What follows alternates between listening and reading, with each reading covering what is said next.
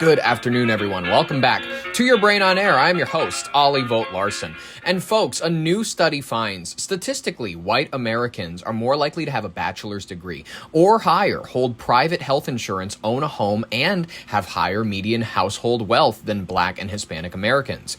But do you know what they prove to be the worst at, according to recent studies? Being happy about it. Ladies and gentlemen, I kind of believe this. Census Bureau study. You want to argue with me? Argue with them. Every white person I know kind of has seasonal depression all year long. Spring, summer, fall, winter. I don't know what it is. There's some unsturdy fellas. I'm just going to be honest with you. You either have a net worth in the six figures or you're walking into a methadone clinic. You have no shoes on. The kids are with their mother. They don't live with you. Seriously, I love whites. I love white people. My favorite ones are not the ones, though, that live near golf courses or the country club types, not the ones who, they can afford vacations to Itasca State Park or Hawaii. I love the whites whose moms yell at them when you're over at their house, and they yell back at her, by the way. They scream at each other in front of company. I love white people who've got a cousin or an uncle or two in rehab. I love white people who have like one person every generation who serves in the military and gets dishonorably discharged, and then they could proceed to put the flag up on the mantle like it still means something. I love white people who live on Indian reservations and take on that stretched out, goofy accent with A and O's and shit. I love white people who work at gas stations. My white brothers and sisters, hear me now. You are who you are. The white monster drinkers, the ones with sisters named JC, Kelsey, or Brandy, the ones who are going home to a WWE match if dinner is cold, like the warriors, the kings, the heroes. I love trashy white people, ladies and gentlemen. They're salt of the earth, and what would steak be without a little salt? It'd probably be, still delicious, but, you still need a little salt, a little pepper, and I'm going to be honest with you, I don't know that we're going to have a working class in a few years from now, but by that I mean, when we put all of the Amazon job people, Amazon workers and whatnot out of a job, when we put the people who are delivering packages out of a job, when we put plumbers out of a job, when we put regular people, I know South Park did the joke a while ago where the plumbers were actually the rich folk because they're the ones that cannot be replaced by AI. That time is no longer here. We're actually in a time where soon enough you're gonna have a humanoid robot showing up to your house and you're gonna trust it a little bit more because it is not some Latin guy showing up. So you're not going, great, he's probably going to take something if I'm not in the same room as him. A robot, you're not going to have the same trust issues with. A robot, guess what? Your racist white, great grandma, she's going to feel so much comfier rather having just this big android looking thing. She will be so much happier having this thing show up to fix her pipes than any other race. I'm going to be honest with you. Even a white guy, she'll still be looking at him going I don't know, I feel like he's going to take something that your grandpa left me. And ladies and gentlemen, the reason I'm worried about this is because the people with the most are saying that the future, money is not going to be a thing here in a few years. It's not going to be a thing. Jobs are going to be a weird sort of remember when we used to go out and you used to be I have labor, my job, my body can provide work and energy towards something, and my mind maybe, and I can do things and I can coordinate with my hands and whatnot. That is a skill set of the past, unfortunately, in the world that we're creating now. Listen. Cashiers are going to be electronic. I don't go to the cashiers at Walmart who are normal people. I always do self-checkout. It's all being automated. We realize that all of us are on the chopping block. Once they figure out how to swap out teachers, janitors, every single job type that is out there right now, they will be automated. Jobs will be weirdly like this thing where it's okay, kind of remember that? Remember the idea was you could get a job, maybe you could work up to something, maybe get a bigger house at the end of all this. Well, now what we're dealing with is a world where universal basic income is the big thing on a lot of people's minds. It's the ticket out of here, right and left, by the way. A lot of right-wing people or further right-wing individuals are starting to look at this idea, especially the richer ones, and they're going, yeah, this might be the only way that we can actually stop a French Revolution type shit. Listen. What I mean is that universal basic income is the idea that if there is mass unemployment, 50% or more unemployment, you're going to have a lot of people sitting around they don't have income anymore. So what do? You subsidize it all through the government.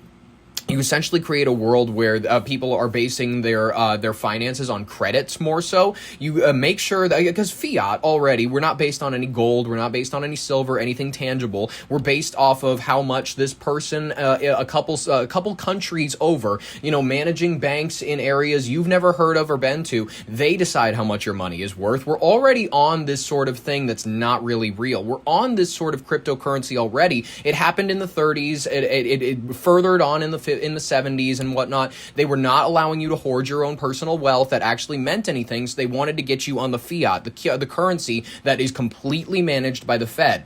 Now, they are going to move us into a world where it's like, okay, everybody makes like $1,000 every 2 weeks. You live in your section, you live in your housing that we've delegated is appropriate to your living standards, and you take the money that we give you every week. You proceed to go out, maybe you do like your little drugs, you go to your bar, you get your little family time in, you go just hang out or whatever, but you don't do anything relatively that meaningful. You're going to have a lot of people that are just going to do exactly what the government wants them to do in this situation. The gooning is going to be off the charts, ladies and gentlemen. Porn is going to take off massively. It's going to be listen.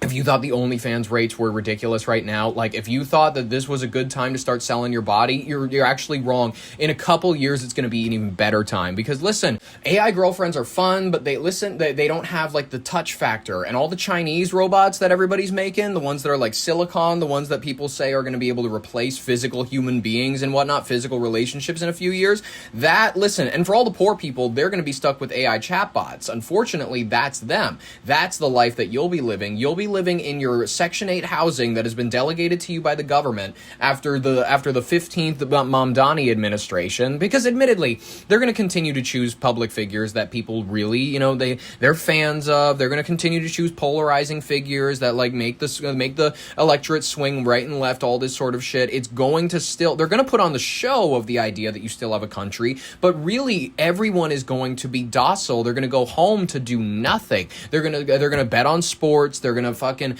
do their drugs, drink their alcohol, and they're just gonna sit and rot. Elon Musk, tell us what the future looks like in a world where money isn't like a thing. Yeah, I think money will stop being relevant at some point in the future. We do need to be careful because the future is a range of possible outcomes, and they're not all great.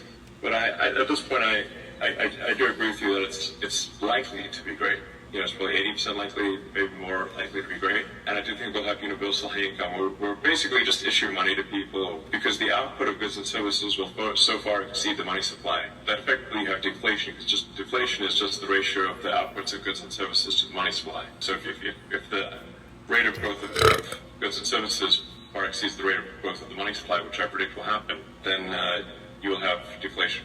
Do you think the value of money is going to significantly decrease? Will we go post-capitalist? Yeah, I think money will stop being relevant at some point in the future. It's probably something like an Ian Banks culture sort of future. And I think the AI down the road will really not use human currency. It will just care about power and mass, wattage and tonnage. It's kind of ironic then, right? Just as you're becoming a multi-trillionaire, money starts to have less value.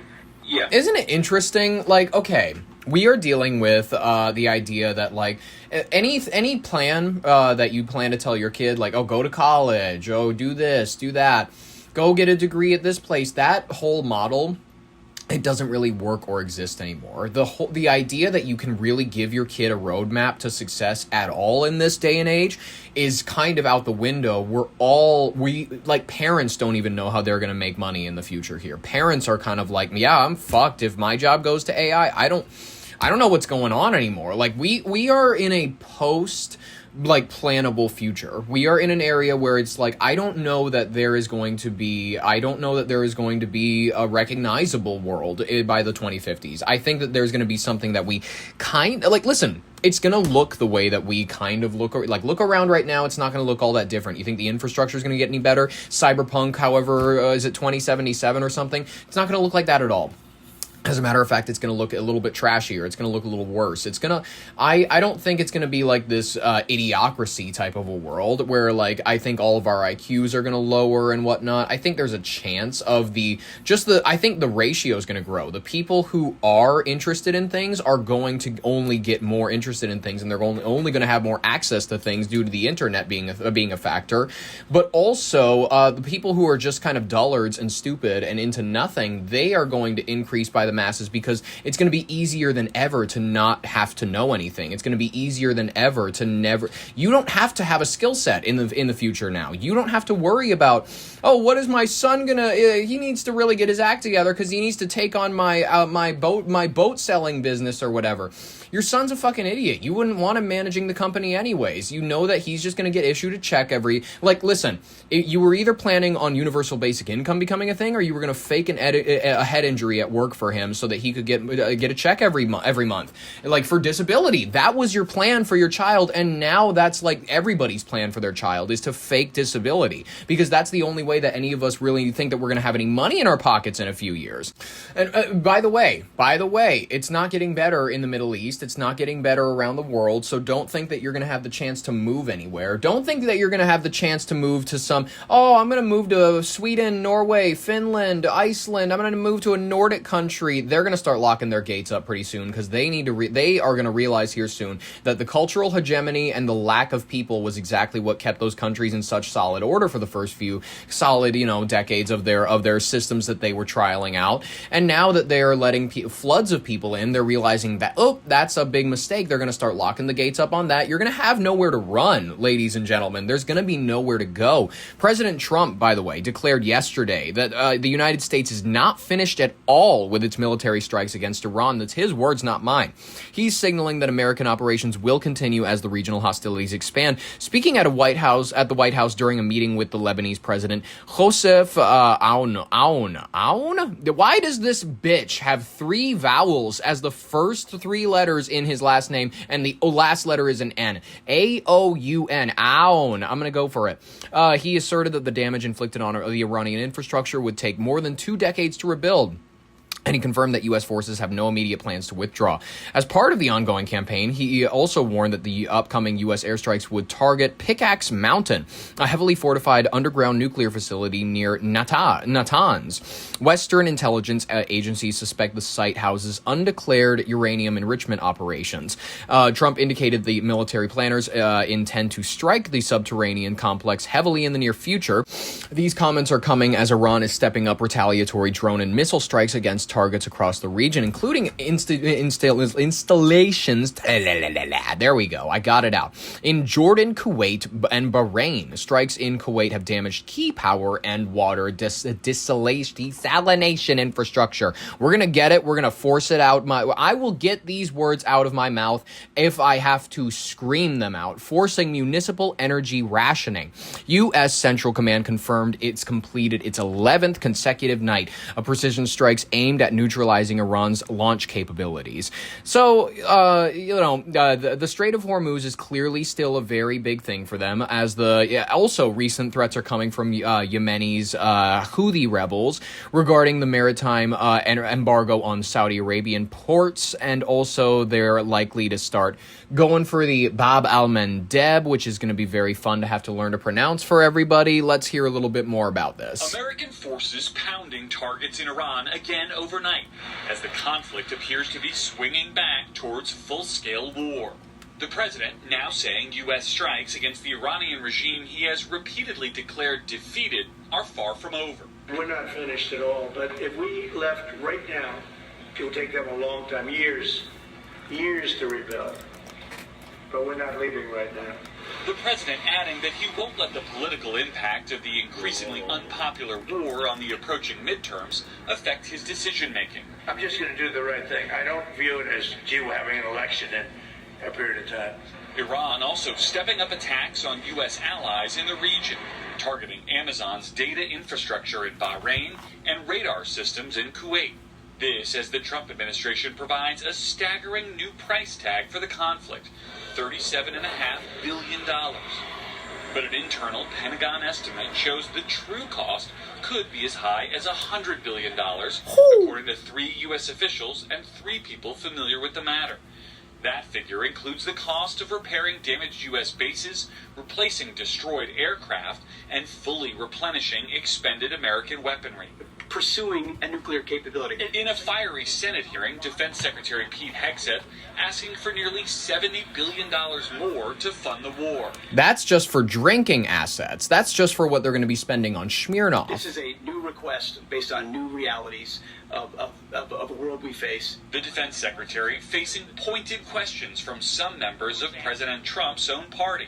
We need some hard answers and some straight talk. And clashing And with some Democrats. straight talk. None of that homosexual shit. We need some hard answers and some straight talk. Hell And yeah. clashing with Democrats about the way forward.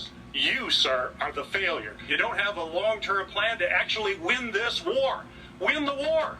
The men and women are going to be able to do it, but they need to have leadership. When will you show leadership? Why don't you show some leadership and stand up to your fellow Democrats who won't fund the troops, who stand and play partisan politics? And it comes as the human cost is also growing, with 18 American service members killed in the war so far. I thought it was 17 just yesterday. Look at us go. Look at us go. It's like watching my grandma play slot machines again. The number keeps going up. It keeps going up. Identifying one of the troops believed to have been killed in action. And by the number keeps going up, I mean the number that she's lost. Like, I'm gonna be honest with you. I used to watch her pour a check into that machine. At a base in Jordan as 28-year-old Sergeant Angel Rampersad.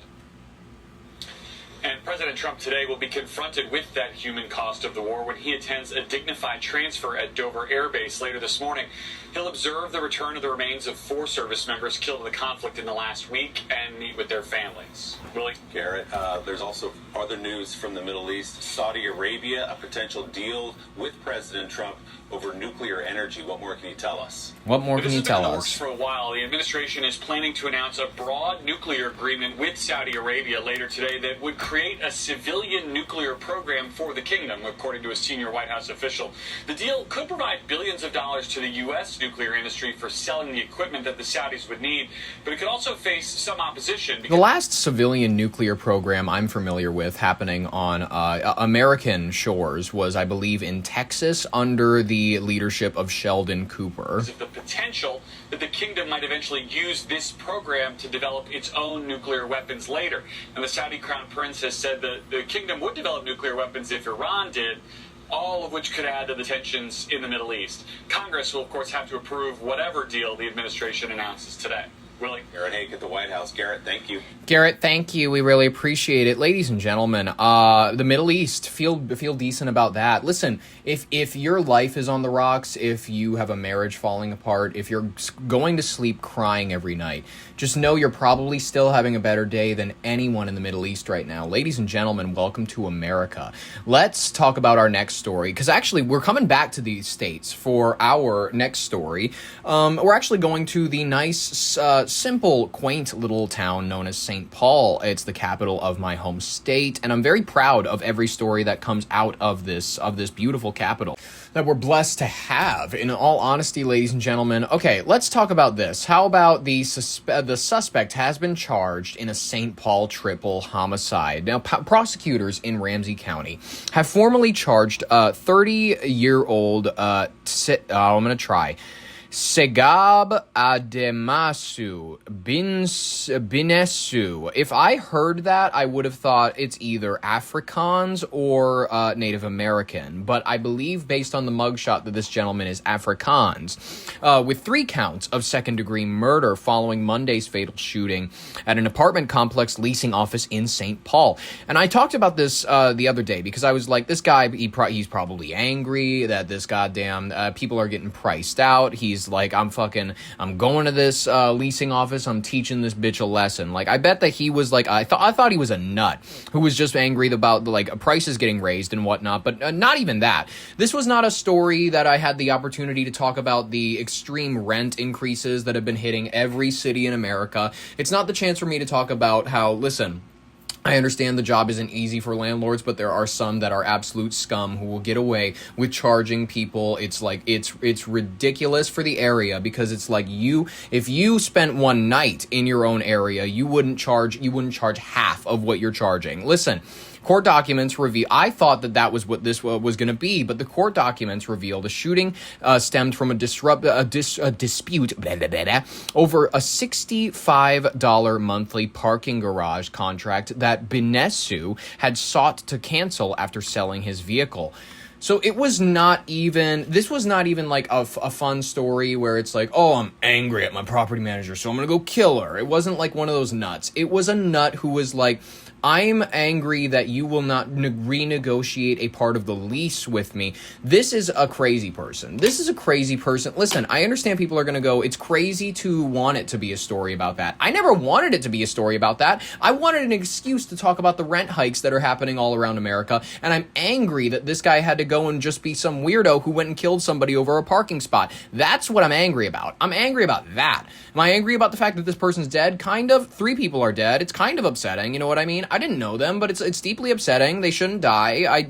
No one should ever die. Is that what you want to hear from me? I get it. Yeah, whatever. According to the criminal complaint, Benessu went to the Highland Park office after management informed him he could not break the contract. Surveillance video from the facility reportedly shows Benessu opening fire on employees inside. Authorities recovered 21 shell casings, not shotgun shells, just shell casings. The victims have been identified as 25-year-old Nancy Fuentes, I don't believe related to that Fuentes, 56-year-old Denna Silcox, and 43-year-old Adam Wilwarding, that's not a real name.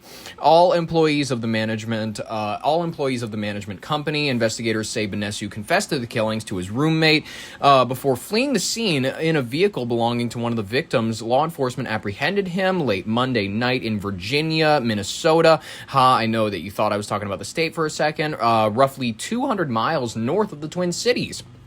So he made it a pretty decent ways.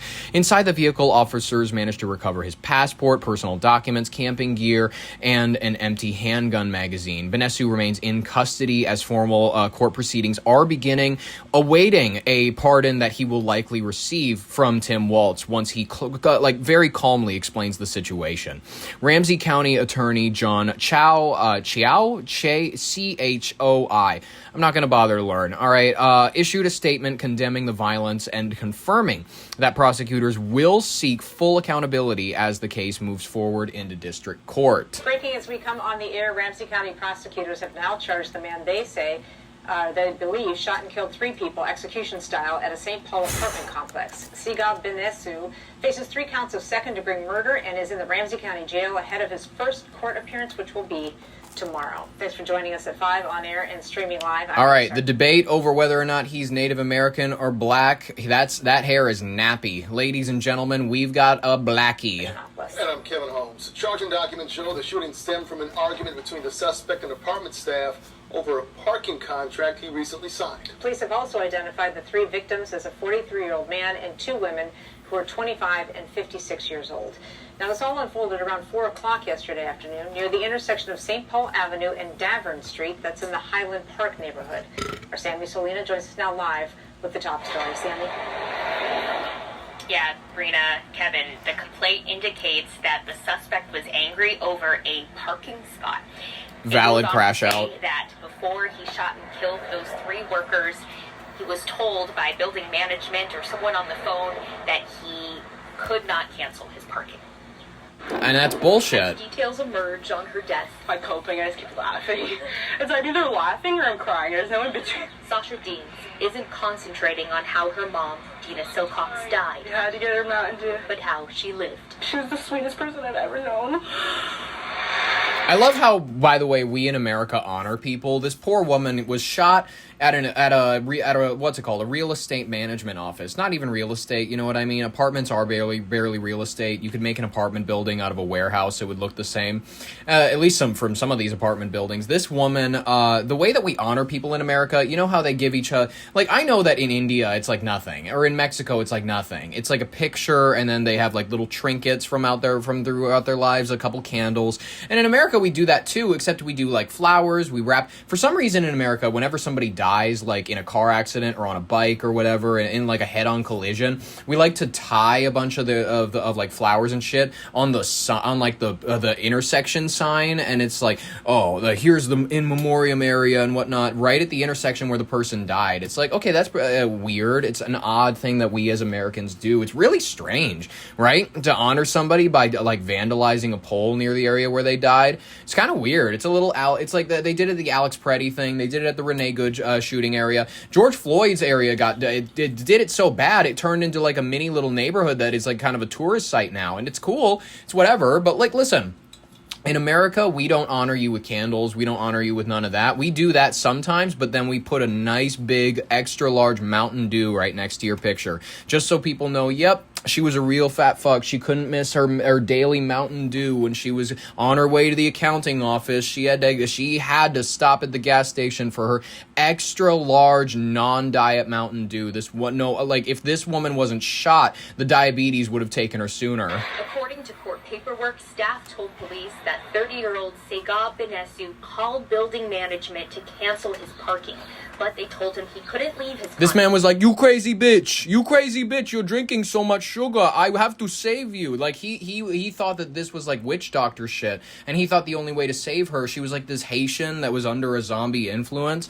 Listen, I'm not saying he's sane, he's also crazy. Contract. He said he would talk with them in person. That's when police say Benesu went into the leasing office and killed Dina and employees 43-year-old Adam Wilwarding and 25-year-old Nancy Fuentes Zambrano. Nancy was just such a sweet girl. Like, she was so happy when she bought my mom like a ton of Christmas gifts, or when she got surgery, she bought her stuff. You know, she was really, really happy at this place and in this world. According to the complaint, Benesu was arrested and found with Nancy's car in St. Louis County, about 200 miles away. I'm sorry.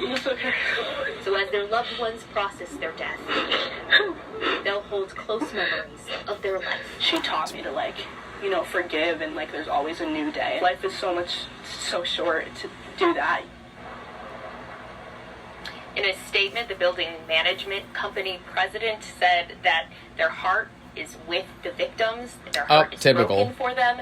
The corporate heart is really with you guys. The corporate heart is really with you. And that really means a lot, ladies and gentlemen. When the corporate office bothers to take time out of its day to address you, an ordinary plebeian, some fucking scum on the bottom of their shoe, it's nice when they bother to take the opportunity to really let you know that you are worth the temporary little kind of glance in the side of our eyes. Ladies and gentlemen, I think we should move on to the rapid fire section of today's headlines. Lots of fun things, lots of interesting things happening around the world you need to know about in order to keep your media diet healthy. A couple fun things that I wanted to share. I think that we're coming back to polytheism, ladies and gentlemen. The Odyssey just dropped. A lot of people are getting into it. A lot of people like the shrines. They like the, I pray to this god if I want to go on the ocean. I pray to this god if I want to go to if I want a good harvest. And people like that. People like that angle. And that's what the Catholics have kept alive a little bit. They're polytheists and they're insane, and they're all supporters of a child raping network. But the Catholics have one interesting thing, is they've kept alive polytheism. They keep it alive by the saints. They're like, pray to this person if you want to have a baby. Pray to this person if you want to, feel better when you're sick. Pray to this person when you need to find your keys or some shit like that.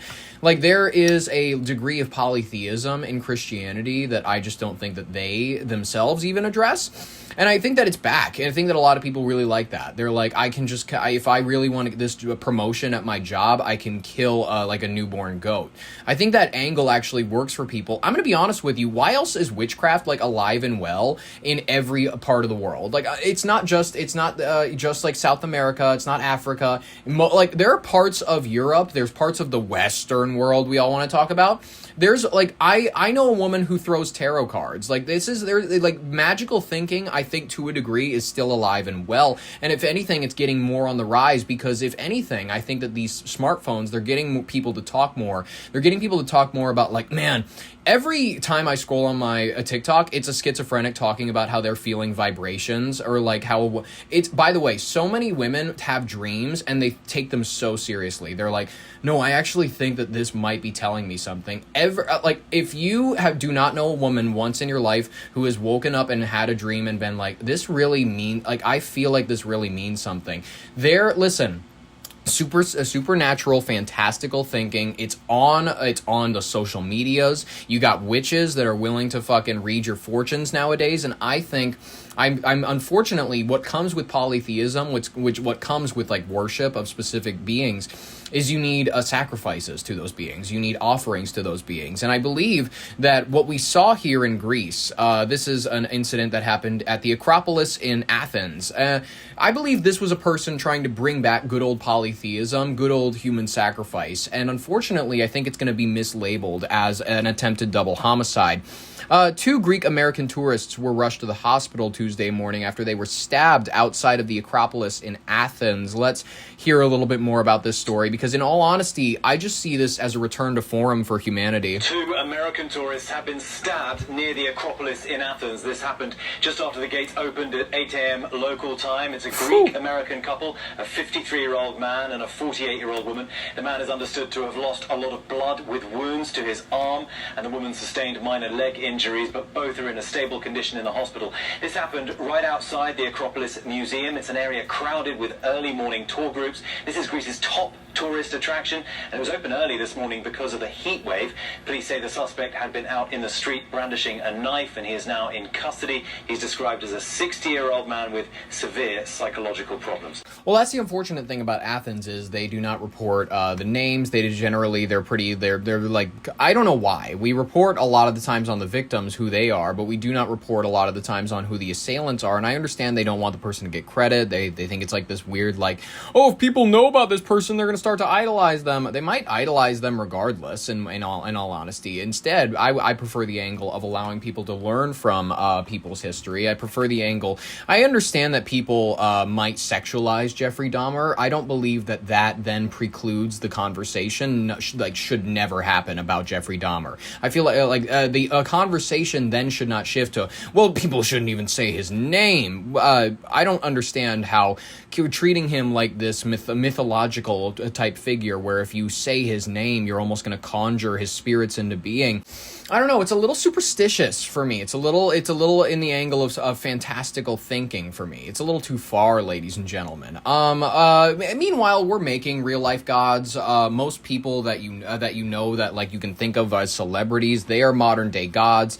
What do I mean by that? They can go grab a random person off the street, proceed to do whatever they'd like to that person, and then disappear them into a lake if they'd really like. They can any person off the street, if they fancy you, they will have you in a van by the end of the week. They will have you will have your entire schedule planned out. They'll have someone stalk you. They will pay somebody to, if you have the same blood type as them and they need an organ, they will kidnap you. That is what modern day gods are. It is celebrities. It is people with 7-figure fortunes. It is people who exist in the world that have a degree of power to where they understand that, like, okay, if I speak to my friends at the police department, maybe I can get something, maybe I can get this sort of claim swept under the rug, maybe I can get this person's claim against me kind of, dismissed outright. I don't know, maybe, like, it's soft corruption. It's more so friend of a friend corruption. It's not the traditional, I'm going to pay you to do this, and then,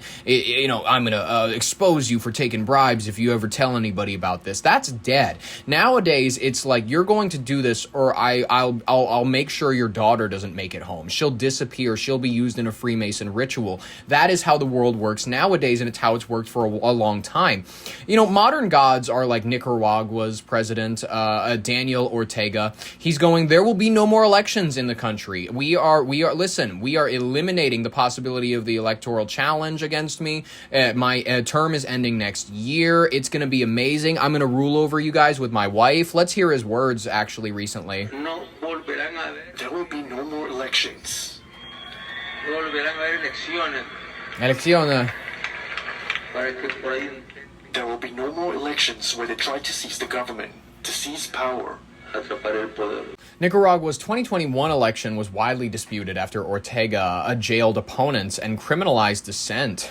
Very, very fun time to be a member of, government, a citizen, all of that sort of stuff. I love their music that they have in their country. They're very pretty. Ladies and gentlemen, how about this next one? Hunter Biden is out there. He's making a name for himself. He's slinging mud, and I like this energy from him because he's unpredictable. I like people who are unpredictable. I like former drug addicts. Former drug addicts are some of my favorite people because they think they know how to keep a lid on everything. When they're an animal on the inside, it's just waiting to get let out. It's just waiting for the right time to sneak out. And Hunter's one of these people where you can see it behind his eyes. He's holding back a lot of anger. He's holding back a lot of frustration, and that's fine. But it comes out in really strange ways. Like, I understand this guy wants to be the Democratic nominee in 2028, 2032. And he says everyone in D.C. knows that a closeted gay Republican alliance runs Washington, adding that, quote, internal conflict creates so much vitriol inside a person that they take it out on the rest of the world. Now, I don't know about y'all. If, like, for a left-wing person, this sounds a little homophobic. That sounds a little... Listen, we all saw it with Lindsey Graham. However, I believe that, like, some of these people, they don't have the intrigue or interesting nature of, like, oh, I've been able to hide the secret of my homosexuality for all these years. I really think that these people enjoy the misery. I think they're in it for the fun. This is like a Henry Kissinger vibe. This is like, I'm going to bomb other countries, not because it's making me personally wealthy, although it's enriching my personal position. I mostly want to do this for the career highs. Everybody knows there is like this closeted gay mafia, largely Republican, that exists in Washington, D.C., and everybody knows every single one of them who's gay. And so it's, and what I believe, the only reason... This is how I talk about Minneapolis, by the way. Like, Minneapolis is run by a secret gay mafia. It's true. If you've been there, you know. Everybody knows every single one of them. Yes, they all hang out at the gay 90s. Who's gay. Yeah. And so it's, and what I believe, the only reason that is relevant is because I believe that internal conflict creates so much vitriol inside a person that they take it out on the rest of the world. And they do. And so what they do is their whole lives, they've been closeted. And so you have this like black ball inside yourself, this like blackened heart by the fact that you can't be who you want to be. And so you take it out on everybody else. And these men, largely men, have done exactly that. And everybody knows who they are. Everybody does, yeah. Well, Lindsey Graham was an obvious example. Barack Obama is an obvious example. Justin Trudeau and whatnot. I know he's not Washington, but a lot of these leaders you want to talk about leaders being gay, the majority of them are gay. It's because it's one of the easiest ways to get blackmail on people. Ladies and gentlemen, I want to talk about something else. I want to talk about something else that interests me. I think that all these people that are throwing their hats in on 2028, all these people who really want to make a name for themselves, it's going to be out of issuing out the lukewarmest takes you've ever heard in your life. And by that, I mean, like, it's going to be, the rich people are the reason that you have all your problems. You know what I mean? It's not, as people don't want you to argue about whether or not it's the right or the left. People don't want you to argue about whether or not you think this is important. They don't want to talk about immigration. I want to talk about the billionaires. And the billionaires are a big group where, like, maybe there's an angle to where there's a lot more responsibility that could be taken. There's a lot more things that could be done to even the scales.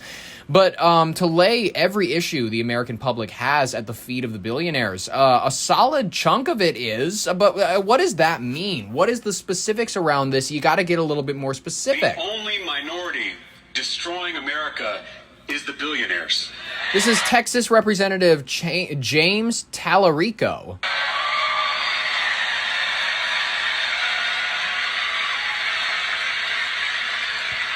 Trans people are 1% of the population. Muslims are 1% of the population. Undocumented people are 1% of the population. We are focused on the wrong 1%.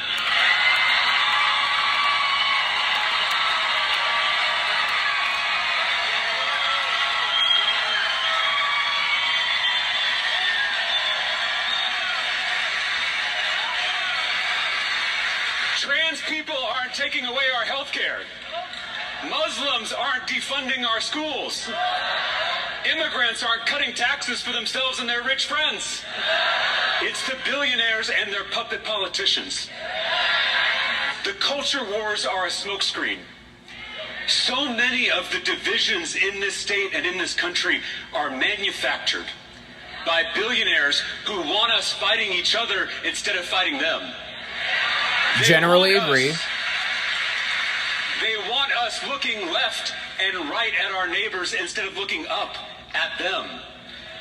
The biggest divide in our politics is not left versus right, it's top versus bottom. Stop making it a gay thing. Stop making it a gay thing. Ladies and gentlemen, James Tallarico, definite hopeful for 2028. Listen, the angle of making a lot of poor people really excited to vote for you by saying that, listen, I'm gonna fight the billionaires. I don't know exactly how yet, but I'll get back to you when me and my team, we develop a solid enough answer. I'll tell you when, here's how we're gonna do it, except I'm not actually going to give any solid details as to how we can figure that out.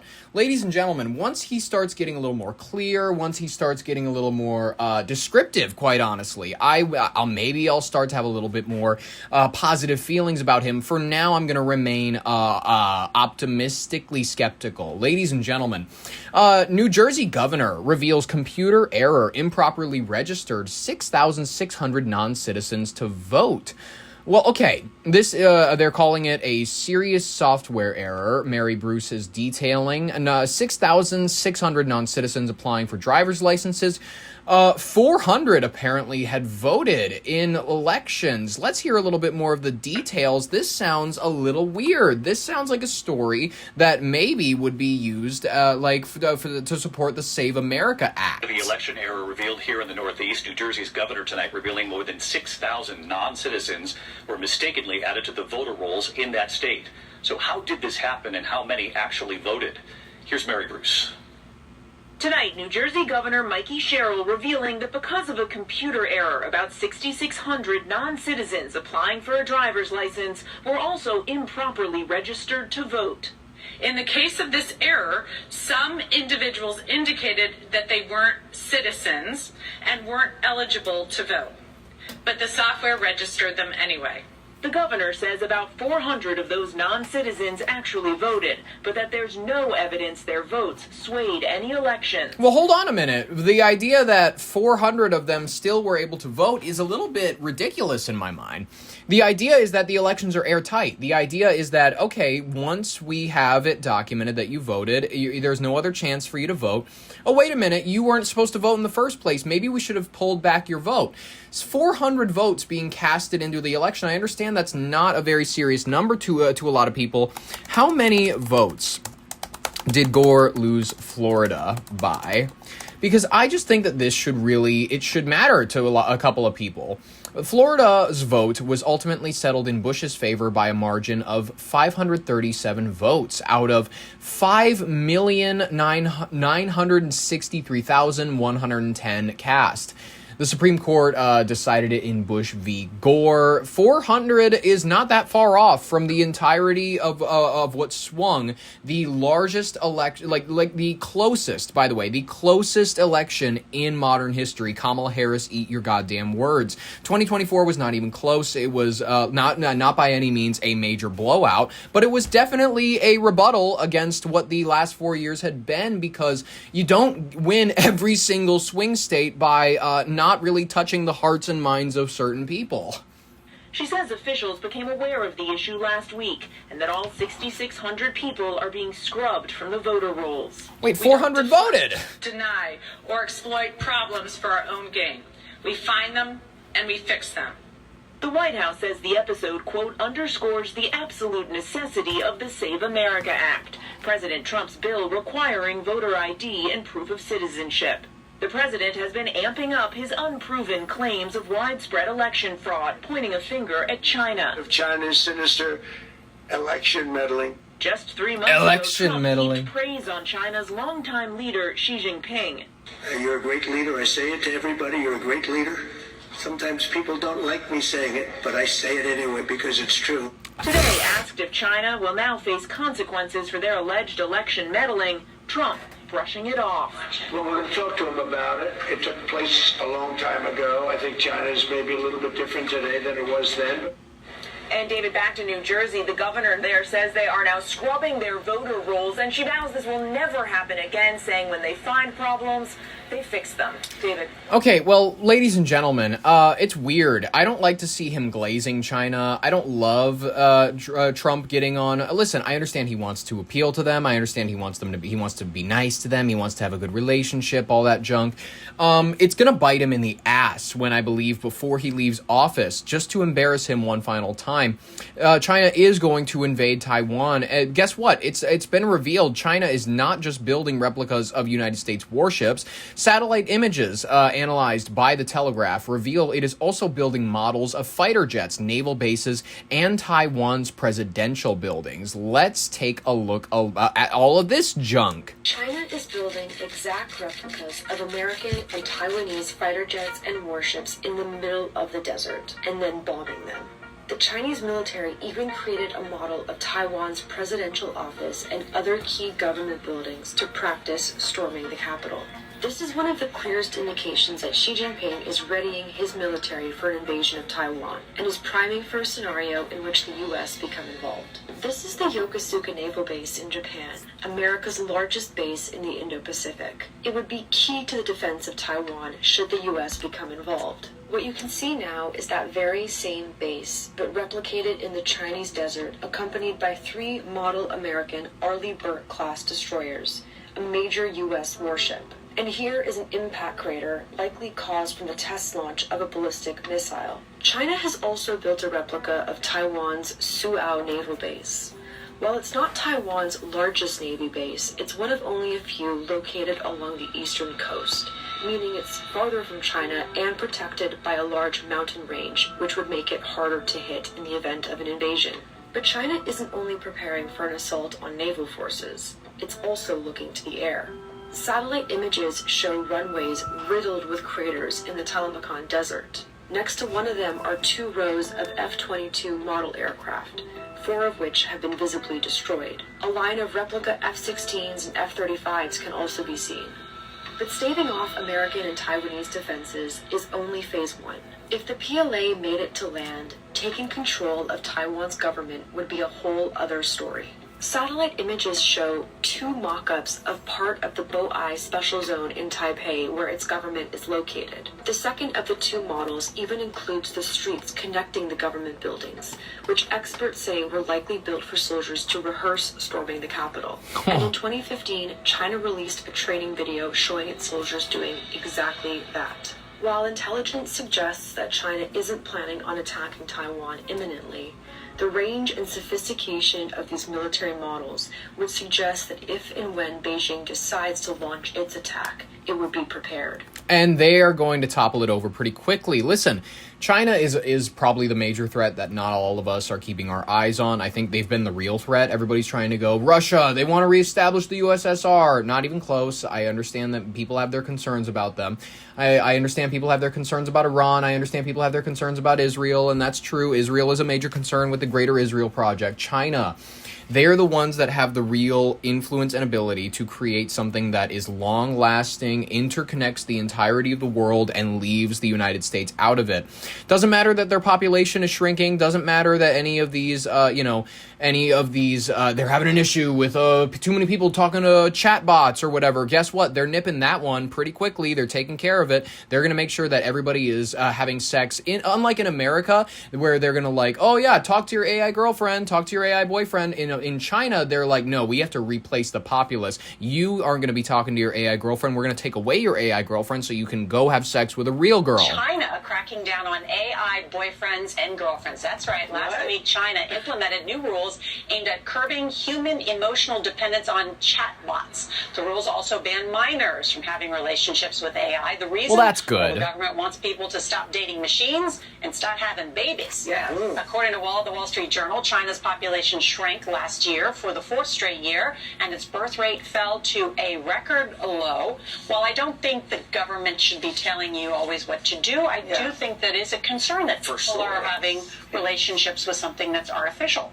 It is a concern, but I like that she goes, well, I don't think you should be telling people what to do, but it is concerning that people aren't having that many kids. I agree. I don't know what the solution is, and I'm not going to tell them what the solution is, because I don't know them personally, ladies and gentlemen. I do know us, though. I do know the United States, U.S., that we're having a severe labor shortage, if you don't know, and it's going to emerge even further in the United States over the next 10 to 15 years, population scientists are now indicating. We've been hearing a lot about how Americans are afraid artificial intelligence will endanger their jobs, but there's possibly even a bigger U.S. employment crisis on the horizon, a severe labor shortage over the next 10 to 15 years. And guess how they're going to fill the spots? You don't need an electrician, you don't need a plumber, you don't need somebody to come fix anything for you anymore. You have a robot to come do it. You have a humanoid robot. The car rolls up, and it doesn't even, the doors don't open. It emerges from the side of the vehicle. It's like, and then you see like a human-shaped size hole in the side of the vehicle, and it's like, it will come back to that hole and stick back metallically to the side, and then they'll drive off after it fixes your dishwasher. According to leading population scientist Stephen Ruggles, who is also a professor of history and population studies at the University of Minnesota, with boomers retiring, the labor force is set to shrink by 2.7 million workers, or 1.3% from 2030 to 2040. If this happened, it would mark the first time in U.S. economic history more workers would leave the workforce than enter it.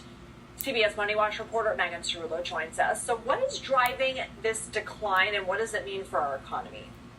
So Ruggles anticipates that we're going to face a labor market crisis that for once has nothing to do with artificial intelligence. And what he forecasts is going to happen is that this wave of baby boomer retirements is going to coincide with too few workers entering the labor market, and replacing them.